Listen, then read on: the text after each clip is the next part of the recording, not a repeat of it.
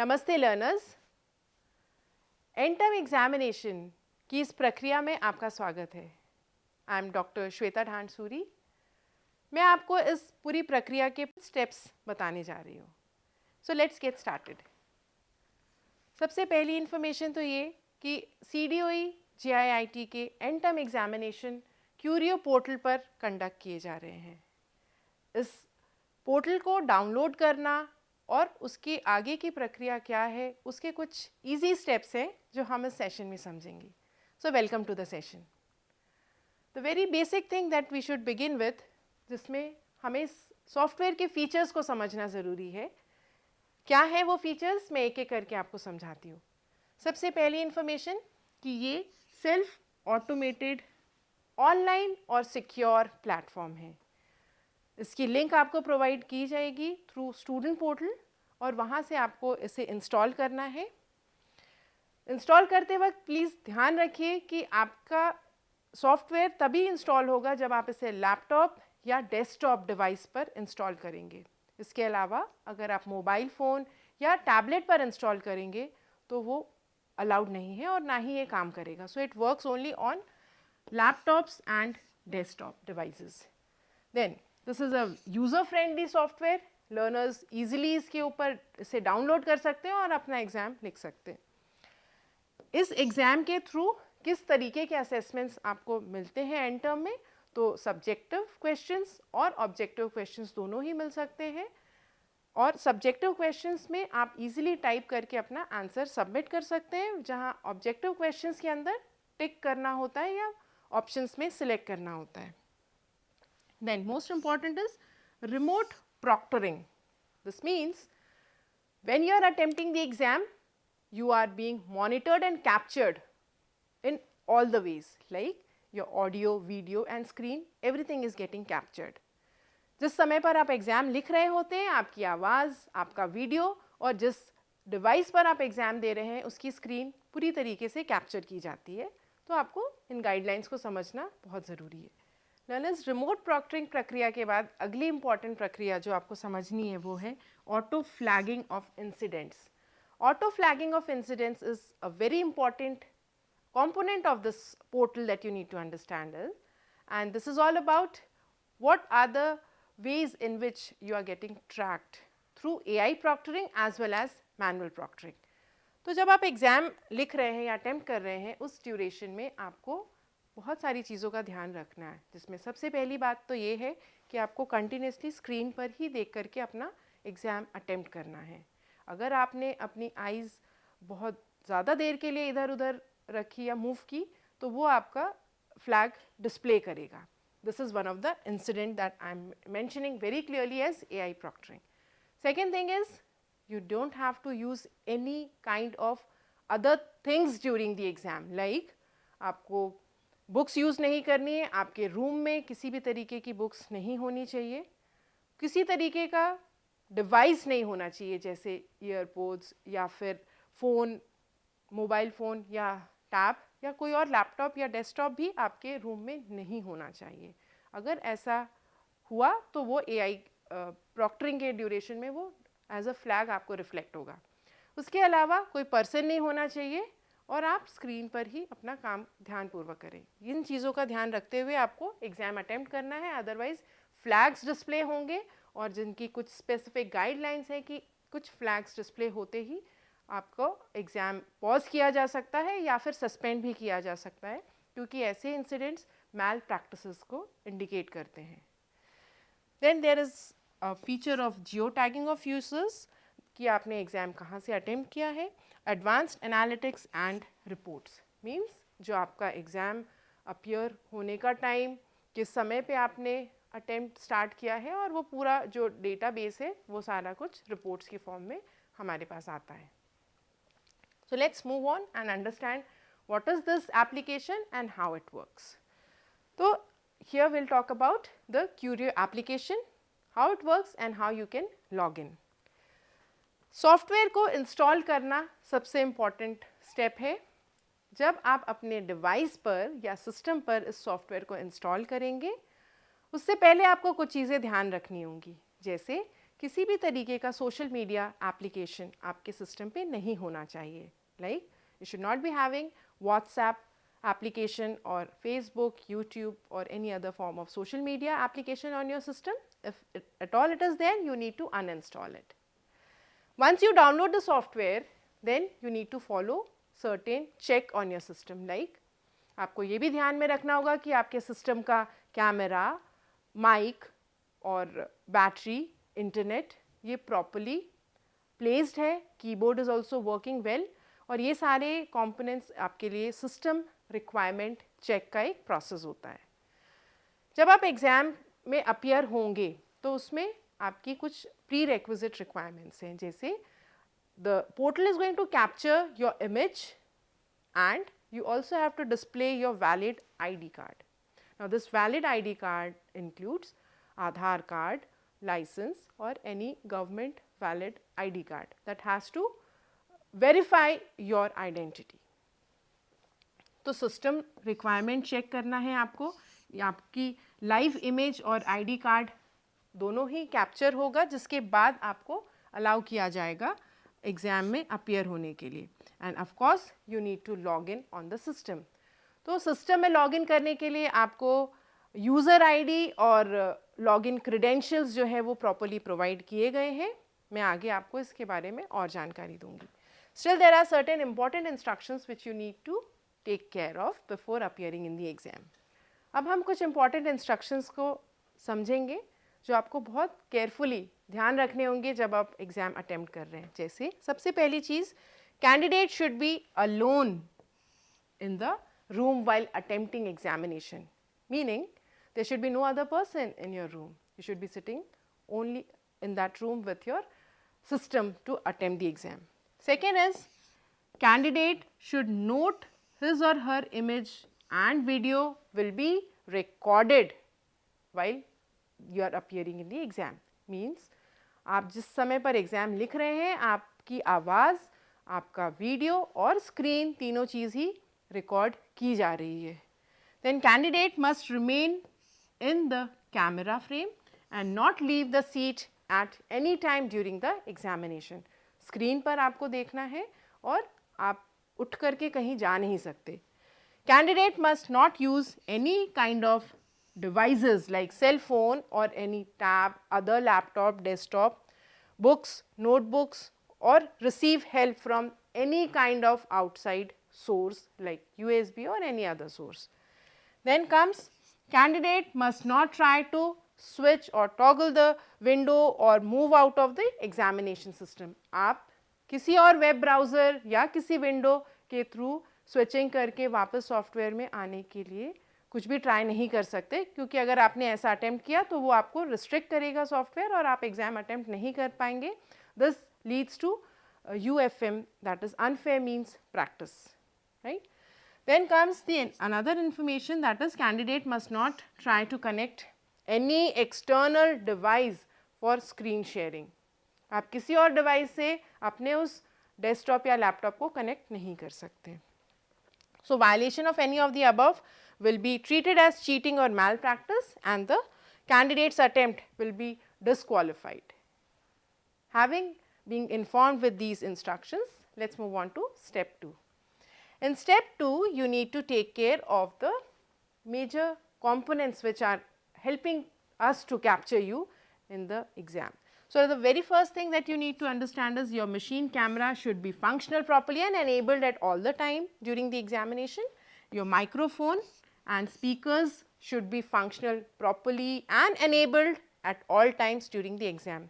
Camera और mic दोनों ही properly functioning में होने चाहिए. इसके अलावा keyboard भी, which is one of the important component here. Ensure that your audio, speakers and microphones are not muted, because your audio has to reach us. आपकी आवाज़ पूरी तरह से इस प्रक्रिया में कैप्चर की जानी चाहिए. Uninterrupted internet connectivity is the most important component. So you should be maintaining a proper bandwidth. Requirement क्या है इंटरनेट स्पीड की? It has to be 4G bandwidth with 2 Mbps speed. Now ensure your machine is plugged in for power source आप exam शुरू होने से पहले ही उसे plug in करके रखें सो दैट एग्ज़ाम के ड्यूरेशन में लैपटॉप में बैटरी शॉर्टेज का कोई इशू ना आए. You need to ensure that your browser is updated. So Chrome browser जिस पे आप इस सॉफ्टवेयर को यूज़ कर रहे हैं या रन कर रहे हैं वो भी अपडेटेड होना चाहिए. This site uses cookies to deliver its service and to analyze traffic. Go to the settings and allow all the cookies so that if there is any update in the software that also gets installed quickly for your device. Then you need to click on next and proceed with the login credentials. So once you have completed the application in your system, now comes the important step where you need to enter your login credentials. So the login credentials are provided from the examination team side. So you will be receiving these credentials as your enrollment number will be the username. आपको अपना enrollment number जो admission के time पे आपकी email पर मिला है वो आपको enter करना होगा और password will be which is mentioned in the details, that is your mobile phone, and then you log in and start your exam. Now comes the next step. Step 4 is verification. So under verification it is required to capture your face, which is one of the way of verifying. तो आपको ऐसी जगह पर बैठना है जहाँ पर light आपके फेस पर आ रही है, आपका फेस क्लियरली विजिबल है और ये उस इमेज से मैच हो रहा है जो कि आपने एडमिशन प्रोसेस में दी है. So if any of these situations come in, if the picture is not clear, it is blur or you are not looking properly, then in that case proctors will reject you. So you need to attempt once again. That's why the best way is you should be looking at the screen and your face should be clearly visible to us. इस step के बाद एक और step verification के लिए आता है जिसमें आपको अपनी आइडेंटिटी प्रूफ या आईडी कार्ड को डिस्प्ले करना होता है. इसका इजी तरीका है, आपको बैठना है ऐसी जगह पर जहाँ पर लाइट क्लियरली आपके आइडेंटिटी कार्ड पर आ रही है जिसमें आपकी इमेज और नाम दोनों ही क्लियरली विजिबल है. अगर ये क्लियरली विजिबल नहीं है, मीनिंग इस तरीके से अगर डिस्प्ले हो रहा है तो प्रॉक्टर आपको एग्ज़ाम में एंट्री नहीं देंगे. Do not worry, it is very simple. They will also mention जब वो आपको उसमें एंट्री नहीं दे रहे हैं या उस प्रोसेस में रिजेक्ट कर रहे हैं तो वो क्लियरली रीज़न मेंशन करते हैं कि किस वजह से आपको एंट्री नहीं मिली है. You need to take care of that step and your identity card should be captured in this manner where light is clearly falling on your face and the name is also clearly visible. So your identity card also has to be clearly visible to get into the exam process. Now once you are in and you are allowed to write the exam, you can see this will be the page that will be displayed. In case of any mismatch, you can see this is how face, if it comes in where the picture is not clear or any such thing happens, but then this is the way it is displayed to the proctors. If you have logged in successfully, that is the best thing that has happened for your exam process, and now it's time for you to wait patiently because there can be n number of students. Proctors will allow you one by one. कई बार 30, 40, 50 और बहुत सारे बच्चे होते हैं तो उन बच्चों को एक एक करके वेरीफाई किया जाता है और इस प्रोसेस की वेरिफिकेशन के बाद ही आपको एग्ज़ाम में अलाउ किया जाता है. तो अगर आप क्यू में हैं, प्लीज़ पेशेंटली वेट कीजिए. So once your photo ID, your captured image and live image, all of this is in place, verify हो गया है. आगे आपको स्क्रीन पर किस तरीके से इंटरफेस दिखेगा. तो एग्जामिनेशन शुरू हुआ और यहाँ आपको एग्ज़ाम से रिलेटेड डिटेल्स स्क्रीन पर डिस्प्ले होंगे. That is the course title is displayed, schedule time, date, all of this is displayed. Then what is the next step? You need to simply click on proceed and your exam will begin. So now comes the important information again that you need to know after you attempt all the questions. So I'll tell you one by one how you need to proceed. Let's talk about questions. So there will be 3 sections. There can be some objective questions. It is the combination of subjective questions as well. So then there would be section B and section C, where section B questions are some short questions, while section C will have long answer type questions.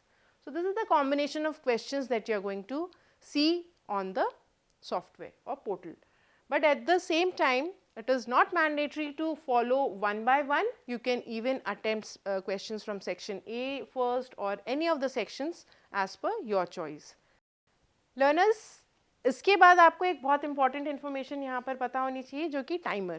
Since this is a system generated time, आपका exam अगर 1 our या 2 hours का schedule हुआ है, उसके according जैसे ही time complete होगा ये एग्ज़ाम ऑटोमेटिकली सबमिट हो जाएगा. क्वेश्चंस के अटेम्प्ट और टाइमर की एक्सप्लेनेशन के बाद नेक्स्ट इम्पॉर्टेंट इन्फॉर्मेशन है कि you have to look at screen. अगर आपने एग्ज़ाम लिखते हुए स्क्रीन पर नहीं देखा तो फ्लैग रेज हो सकता है, जो कि हर कुछ सेकेंड्स में AI प्रॉक्टरिंग के थ्रू भी स्कैन हो रहा है और मैनुअल प्रॉक्टरिंग भी है. तो वहाँ पर आपको ये एक नोटिफिकेशन शो हो सकता है that you are not looking at the screen. So you need to take care of that. Then similarly, if your face is not detected, suppose if you have got up from your seat and you are not there, या आपने camera off करा है, तो उस case में भी आपको flag raise हो सकता है, जिसे हम जो पॉपअप आएगा no face detected. Then if there is any device detected while you were attempting the exam, while maybe you are talking on phone or you are using any device by mistake also, this leads to malpractice. So that then again you will see there is a flag या एक notification आएगा जो आपको ये information देता है कि device detected. Then ultimately you also need to understand that students get the below notification or warning when there is any kind of switching of tabs. So in that case अगर आपने मान लीजिए किसी और window पे या किसी और टैब पे इस सॉफ्टवेयर के अलावा कहीं और क्लिक किया है, that is called switching off tab. वो अगर हो रहा है so you will get a notification, that is information एक आपको दी जाएगी, you moved away from the current exam window and this will be notified to your examiner who may also stop your exam, and this would lead to malpractices. No internet, suppose अगर exam के duration में आपका internet connection loose हो गया, आपको घबराना नहीं है. सिंपल प्रोसेस है, पहले आप इंटरनेट कनेक्टिविटी चेक कीजिए और फिर इन्हीं सारे स्टेप्स को फॉलो करते हुए दोबारा लॉग इन करेंगे. Then comes the message appearing on your screen as one more person has been detected. मान लीजिए आपने किसी ऐसी जगह से एग्ज़ाम दिया जहाँ पर आपने ध्यान नहीं दिया और बाय मिस्टेक कोई आ गया. So you have to please be very careful that you should be alone in a room and there should be no other person detected during the exam. Next, there is one more step. This is the information for you how you can connect with the proctor. Suppose if there is nature's call or any such situation where you need to connect with the proctor, you can click on chat box that is displayed on the software. You can chat with the proctor and you can tell your situation whatever you are dealing with. Learners, अब हम बात करेंगे proctor's view में आपका screen और उसके सारे details किस तरीके से दिखते हैं. तो this is the information that is displayed on our dashboard where we can see all the details, when you have joined, what time are you submitting the paper and all the related details. So right at the beginning when you are waiting in the waiting room, waiting in the queue, how you are displayed? Your registered image, captured image and ID card, all is displayed to us. Accordingly we approve, the proctor will approve you or may reject you for that particular time, mentioning the clear reason. किस वजह से आपको reject किया गया, आपकी image ठीक नहीं थी या आपका फ़ोटो आईडी क्लियर नहीं था या उस पर नाम डिस्प्ले नहीं हुआ, ये सारे रीजंस आपको मेंशन करके ये सबमिट किया जाता है. Then when your exam begins, we can see you all together in the live feed where we see all your activities. You are completely monitored just the way students are monitored during the end-term examination in face-to-face or conventional mode of examination. Then there are list of candidates shown or displayed. जैसे अगर किसी ने किसी भी तरीके का violation किया है तो वो फ्लैग्स के थ्रू डिस्प्ले होता है कि किस कैटेगरी का वायलेशन हुआ है या क्या डिटेक्ट हुआ है. ऑल ऑफ दोज एक्टिविटीज़ और incidents are captured as flag. तो इसे हम अपनी लिस्ट के अंदर सारा डिटेल देख सकते हैं. Now let me show you the view of an individual candidate that is displayed on the screen. तो individual candidate की स्क्रीन पे अगर हम जाएंगे तो वहाँ पर हम स्टूडेंट की वीडियो को क्लियरली मॉनिटर कर सकते हैं, हम उनका डेस्कटॉप क्लियरली कैप्चर कर सकते हैं और one way and two way communication दोनों कर सकते हैं.